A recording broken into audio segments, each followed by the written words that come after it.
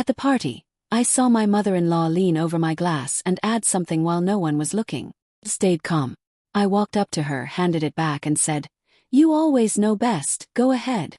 The moment she realized what I'd seen, she got angry and, "My name is Claudette, and at that birthday party something made me look up at exactly the right moment." Have you ever had that feeling? That quiet, cold instinct that something is wrong before you can even name it? That's where this story begins. Not with a fight, not with screaming.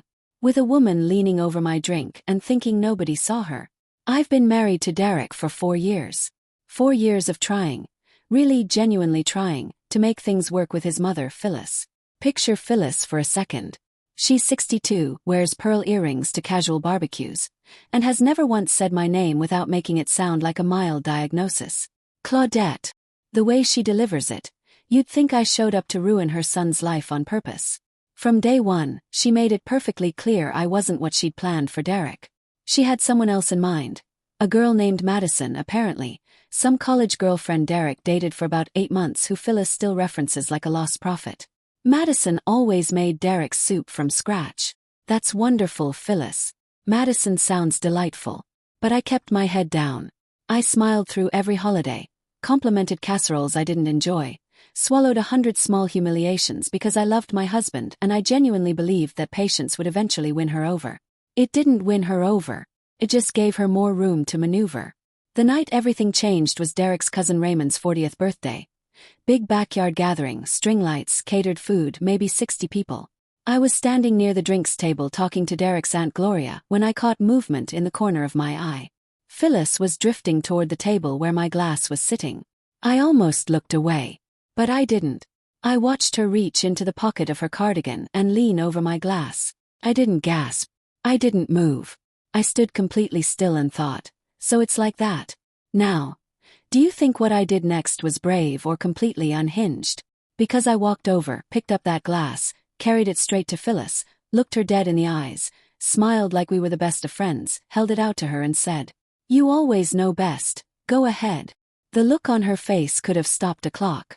She went white, then red. And then, this is the part that told me absolutely everything.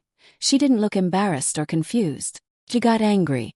The way someone gets angry when they've been caught and they're hoping fury will make you feel like the problem instead of them. She hissed at me, right there at Raymond's party with Gloria barely 3 feet away. "How dare you?" Kept smiling. "How dare me?" "You're right, Phyllis." I set the glass down. "I'll just throw this one out." And I walked away. My hands were shaking under that smile. I won't pretend otherwise. I found Derek by the grill and told him I wasn't feeling well. He looked at my face and didn't ask twice. We left early, and the whole drive home I sat there in the passenger seat trying to figure out my next move, because whatever Phyllis dropped into that drink, she had just crossed a line she couldn't uncross. And I had seen it. That was everything. Here's what I hadn't done yet. I hadn't told Derek the full story. I needed to think before I spoke, because what came next had to be handled carefully. Not messy, not emotional, carefully. Because some situations don't call for a reaction. They call for a plan. Was I scared? Was I also, for the first time in 4 years, completely done being the bigger person? Absolutely. The conversation I had with Derek that night, sitting at our kitchen table at 11 o'clock, is the part that changed the entire direction of what followed. And let's just say Derek's reaction was not what Phyllis was counting on. Do you think I handled that moment right, walking up to her like that? I go back and forth on it more than I probably should. Let me know in the comments because I really am curious what you would have done. We sat at the kitchen table for a long time before I said anything. Derek had made coffee neither of us was really drinking, and he kept looking at me the way he does when he knows something is serious. Quiet, still, waiting. So I told him everything. Exactly what I saw. The cardigan pocket, the lean, the glass. All of it. He didn't say anything for a moment. And I watched something move across his face that I hadn't seen very often in 4 years of marriage. A kind of slow, heavy reckoning. Like a man who has been making excuses for something and has just run out of road. "You're sure?" he said. Not a question, really. More like he was giving himself one last chance to find a different explanation. "Derek." I looked at him. I handed her the glass. He put his face in his hands. Now, I want to be fair here because Derek is not a bad man. He loves his mother the way a lot of people love difficult parents, with exhaustion and loyalty in equal measure. He had spent years gently defending her to me. She means well. She just has a hard time with change. She'll come around. I had heard every variation. And I had believed him, or at least chosen to act like I did, because that felt like the loving thing to do. But sitting at that table, I could see that even Derek had a limit. And his mother had just found it. He called her that night. Right there while I sat across from him. I didn't ask him to. He just picked up his phone and called her. And I will tell you, the conversation was not comfortable to listen to. Phyllis denied everything, naturally. She said she had no idea what I was talking about, that I had always been dramatic, that I had embarrassed her in front of the whole family by implying something so horrible. She actually used the word implying. Derek's voice stayed level the whole time. That almost scared me more than if he'd shouted, because I know my husband, and level means he's serious. He told her that regardless of what she said happened, something had clearly gone wrong between them, and until she was willing to have an honest conversation, he needed some space. He hung up. I didn't know what to say. I think I just reached over and put my hand on his arm. He nodded like that was enough. What I didn't tell Derek that night, and this is the part I've thought about a lot since, was that I had already done one thing before we even sat down to talk. When we first got home and Derek went to change out of his party clothes, I had about 4 minutes alone, and I used them. I called my cousin Bert Rice. Now, Bert Rice is the person in my life who does not deal in subtlety. She's a paralegal, she's sharp, and she has been telling me for 2 solid years that Phyllis was dangerous and I needed to stop treating it like a personality conflict. When I told her what happened at the party, there was a pause on the line, and then she said very calmly, "Claudette, you need to document this. Write down everything you remember right now with a time and date. Do it before you go to sleep." So I did. Sitting in the bathroom while Derek was in the kitchen making that coffee, I typed out everything I could remember. What I saw, what time, who was nearby, what Phyllis said word for word, and emailed it to myself. Bert Rice also said something else that night that I kept turning over in my mind. She said, "The fact that she got angry instead of mortified tells you everything about who you're dealing with." She was right. An innocent person caught in what would have been a terrible misunderstanding would have been horrified, flustered, falling over themselves to explain. Phyllis went straight to fury. And fury, in my experience, is almost always about control, about someone realizing they've lost it. In the days that followed, the family grapevine started buzzing. Gloria had apparently seen more than I realized, and word travels fast in Derek's family. Raymond called Derek to check in. Derek's sister, a wonderfully blunt woman named Patrice, texted me directly and said, and I'm paraphrasing because her language was colorful, that she had always suspected Phyllis was capable of something like this and she was fully on my side. Patrice. I want to pause on Patrice for a second, because she becomes important later. She and Phyllis have had their own complicated history, and she had been quietly watching me navigate her mother for years with what I can only describe as sympathetic dread. Having her in my corner meant more than I can explain. But here is where things got complicated in a way I didn't expect, because 3 days after the party, Phyllis called Derek and did something none of us had predicted. She asked to meet with me. Alone. No Derek, no family. Just the 2 of us for coffee. I'm going to ask you something and I genuinely want your opinion on this. Would you have gone? Because my first instinct was absolutely not. My second instinct was also no. But Bert Rice, cautious, paralegal Bert Rice, who had just told me to document everything, said go. She had a reason. And when she explained it, I understood. I went to that coffee meeting. And what Phyllis said to me when we sat down was so unexpected that I genuinely didn't know how to respond for a full 10 seconds. Which, if you know me at all, is a very long time. What she said and what I did about it, that's exactly where this is about to go. Tell me in the comments, would you have gone to that meeting? Because I've heard both sides and honestly both arguments made sense to me. The coffee shop Phyllis chose was one of those quiet places with soft music and small tables, the kind of spot where it's hard to make a scene.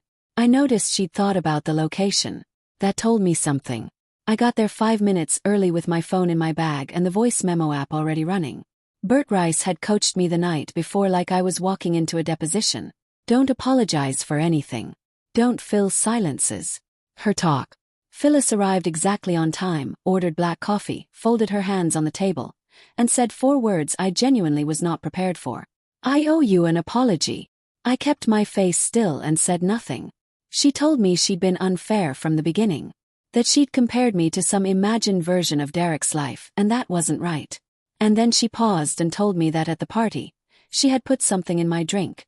An herbal supplement, she said. Something for anxiety. She'd noticed I seemed tense and thought she was helping. I stared at her. She said she was sorry for how it looked. How it looked. Not for doing it. For how it looked. I want you to notice that difference because I noticed it immediately and it took real effort to stay quiet. I asked her why she hadn't just handed it to me directly. She said she didn't think I'd take it if she offered. And there it was. She knew I wouldn't consent, so she decided for me anyway. And she was calling that help. I thanked her for meeting me, told her I needed time to think, and walked out. Sat in my car for a few minutes doing absolutely nothing. Then called Bert Rice. Bert Rice said very calmly. She confessed. She did. What I did next was Bertrand's idea. I wrote Phyllis a letter. Not an email. An actual handwritten letter that named exactly what she'd done, what she'd admitted, and what I needed from her if she wanted to remain in our lives. I wasn't cruel. I was precise. I told her that apologizing for appearances wasn't an apology. That rebuilding trust would require her to actually reckon with what she'd done, not perform it. I showed Derek before I sent it. He read it, handed it back and said, "Send it." Patrice read it too, and called me afterward to say she wished she'd written that letter 15 years ago, which told me a lot about their history that Derek had never fully spelled out. 2 days after it arrived, Derek called me from work to tell me Phyllis had phoned him in tears.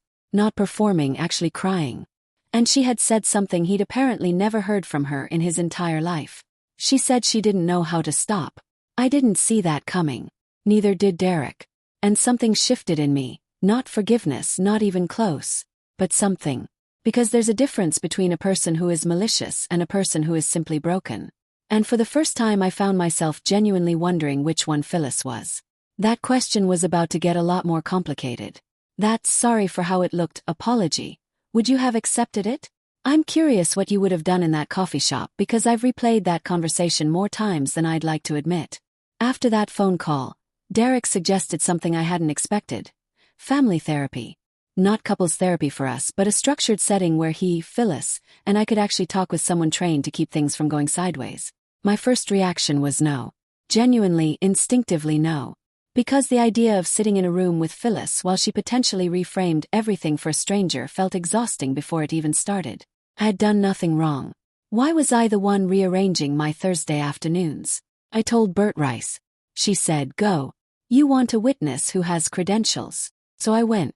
The therapist's name was Dr. Sandra Okafor. Calm, precise, the kind of woman who asks simple questions that somehow crack everything open. First session was just Derek and me. She asked us both what we wanted the outcome to look like.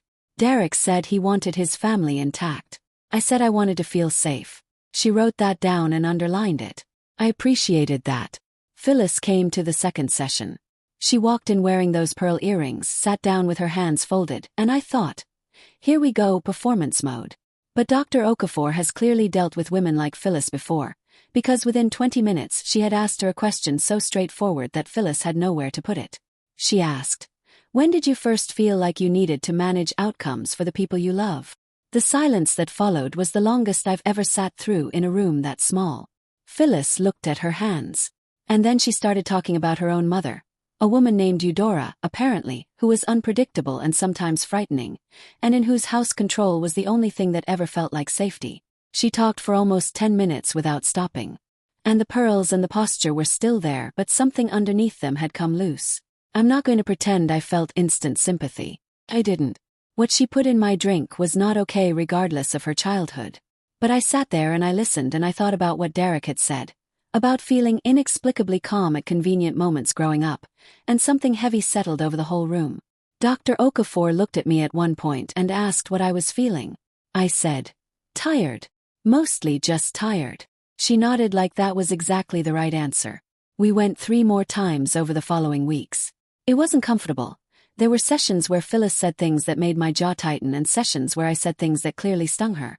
But Dr. Okafor kept us from spinning out, and slowly, something started shifting. Phyllis never fully dropped her defenses in that room. But there were cracks, small ones. A moment where she admitted she had felt threatened by me from the beginning, Not because of anything I'd done, but because Derek choosing me had felt like losing him.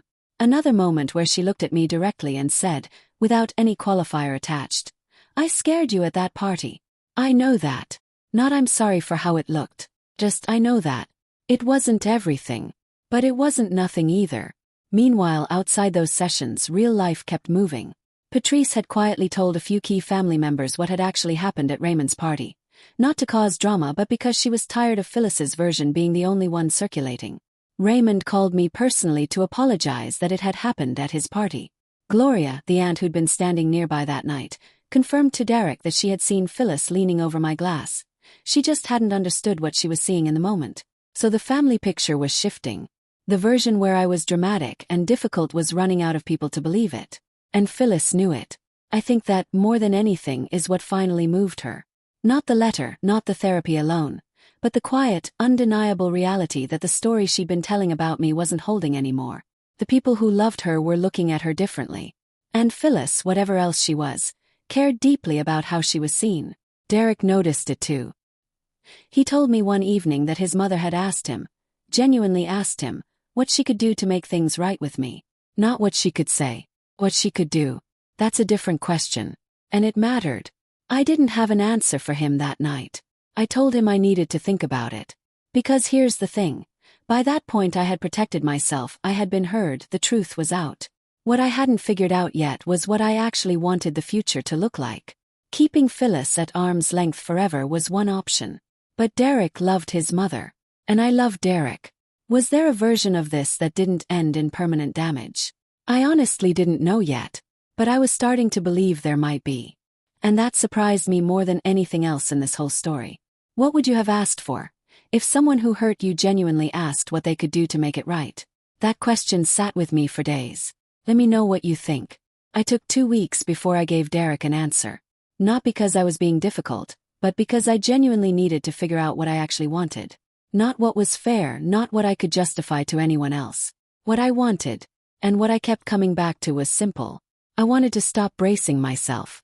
That constant low-level tension, wondering what was coming next, what was being said, what might end up in my drink at the next family gathering. I hadn't fully realized how much of that weight I'd been carrying until I finally sat still long enough to feel it. So I made a list. 3 things. First, Phyllis would tell the family the truth about Raymond's party. Not a vague apology.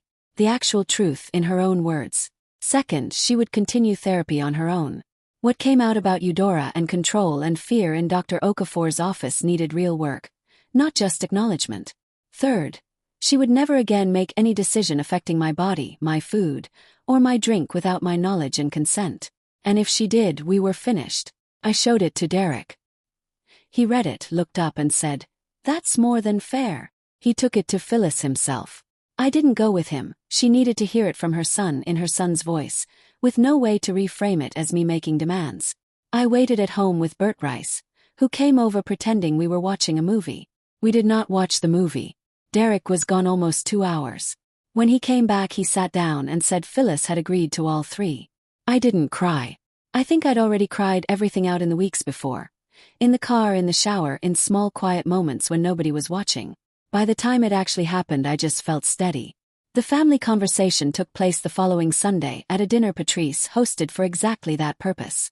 I wasn't there, deliberately. It wasn't my moment to manage. Patrice told me afterward that Phyllis stood up before the meal and spoke for about 5 minutes. No excuses. She said what she'd done, said it was wrong, and said she was sorry. Raymond apparently sat quietly for a moment and then said, "Okay, Phyllis." And they ate dinner. When Derek told me how his mother had seemed afterward, he paused and said, "Lighter." She seemed lighter. I understood that. Carrying a secret that size is its own kind of weight, even when you've convinced yourself it was justified. Things didn't transform overnight. I want to be honest about that. The first time I saw Phyllis after everything, at a small family lunch a month later, we were careful with each other in the way of people who are genuinely trying. She asked about my job for the first time in 4 years and actually listened to the answer. But real. At Christmas she gave me a gift she had clearly chosen specifically for me. Not a generic candle. Something personal, something that showed she'd been paying attention. Derek squeezed my hand across the table. He'd noticed too. Patrice said something that stayed with me. She said, My mother spent 60 years being afraid and calling it love. I think you might be the first person who ever made her look at the difference. I don't know if that's true, but I've thought about it more than once. What I do know is this. I came very close to handling that night at Raymond's party completely differently. I could have screamed, crumbled, or just swallowed it and added it to the pile of things I was pretending not to feel. Any of those versions of me would have lost something important. Instead, I picked up that glass, walked over, and held it out to her. Sometimes the bravest thing isn't the loudest thing. Sometimes it's just staying calm, staying clear, and refusing to disappear. If any part of this stayed with you, I'd love to hear it in the comments. And if something didn't sit right, tell me that too. To everyone who watched to the end, thank you. Genuinely. If this story was worth your time, a like means a lot. Take care of yourselves,